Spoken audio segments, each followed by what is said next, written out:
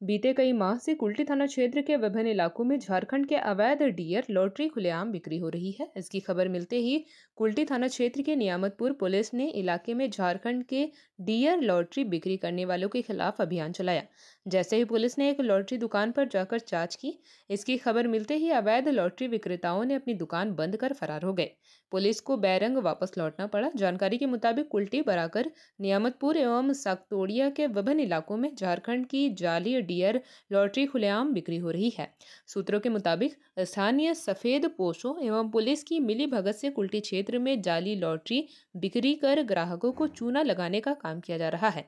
कई बार पुलिस ने कुछ जाली लॉटरी विक्रेताओं को गिरफ्तार किया, लेकिन जमानत पर रिहा होने के बाद पुनः जाली लॉटरी की बिक्री करने में लगा हुआ है। তারা এসেছিল বাজারে অনেক জালি টিকিট চলছে, সেই জালি টিকিট ইনভেস্টিগেশন জন্য জালি টিকিট কে বিক্রি করে না করে আমরা তো এজেন্ট, আমরা তো এটার আমরা সবসময় অপোজিটে থাকি। আমরা এসব টিকিট বিক্রি করি না, আমরা বরং কোম্পানিকে বলি যে এই টিকিটগুলো যাতে বন্ধ করা হয়, যার ফলে আমাদের বেঙ্গলের টিকিটের সেলটা বাড়বে। এটা পুলিশ যে পদক্ষেপটা নিয়েছে খুবই ভালো পদক্ষেপ।